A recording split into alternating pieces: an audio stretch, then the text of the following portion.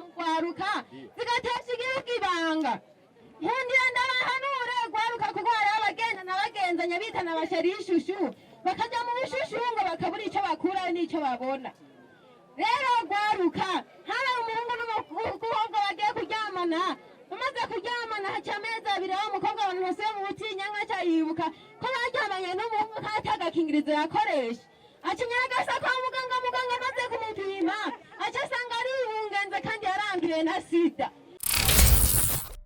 Mwaramutse canke mwiriwe bivana naho muherereye. Ikibazo c'inda z'indaro mu gwaruka kirakomeye cyane, mbere kiranateye ubwoba. Honyine namye ndaba ibiharuro mu Burundi nsanga ibice 19% vy'abigeme batari ku ntebe y'ishure bafise kuva ku myaka 15 gushika ku 19 baba bamaze gukora imibonano mpuzabitsina. Si coroshe namba.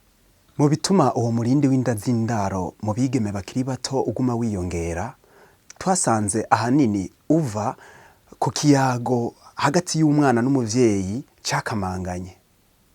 Gute none turandurana n'imizi iyo ngendo yabaye umugenzo?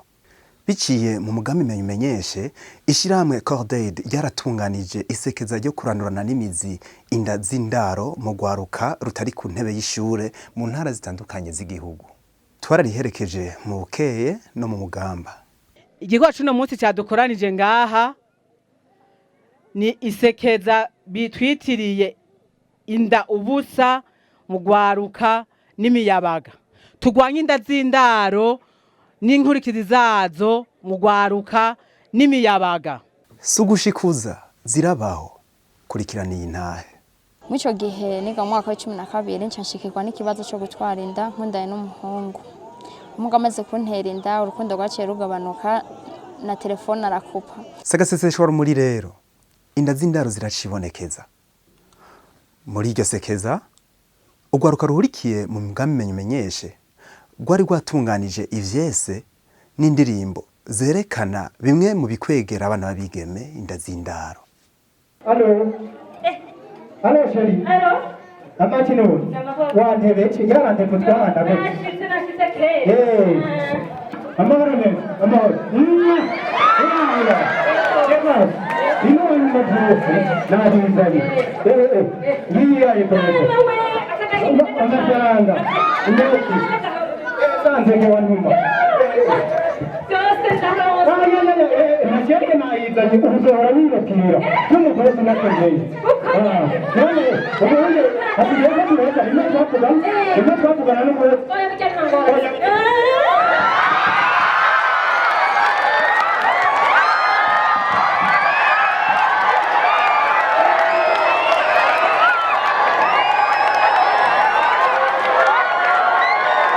Bamaze gutwara inda none hakurikira iki?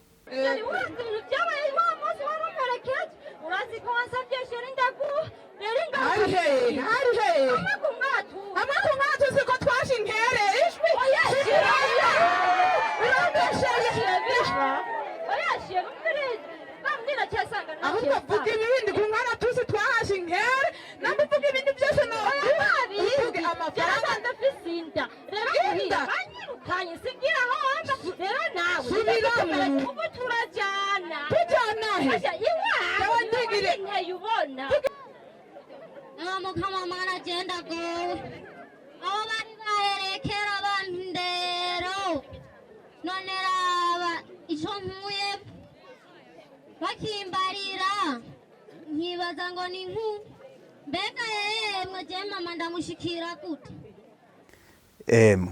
Abari bakoraniye aho batashe bize.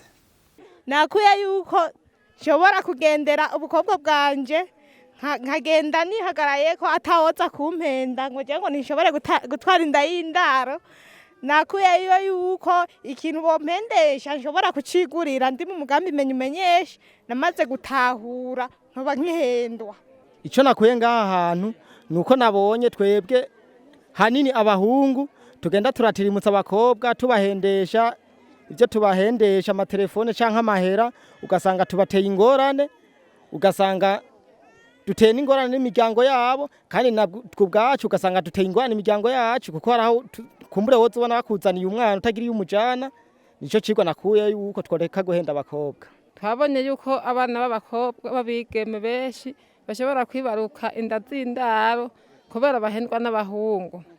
Kandi nabonye yuko abakobwa benshi bashobora guhurumbira ibihenda amaso bakabaha ayo matelefone bagaca basanga baguye mu kaga.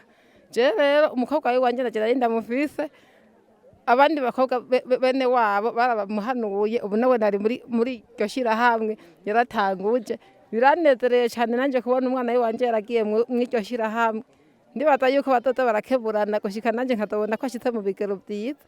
Iga nawe igiharuro abagenzi cyo bafasha kwiga ni 5,000 amajana 910 gatanu n'umwanya mutayo wo kuryoherwa gusa 9 ni wa mukobwa twayanda rimwe ni wa mwana avukira mu muryango aho bamuta ubusa bicika byose ubusi yo bamwirukanye canke bakamwica.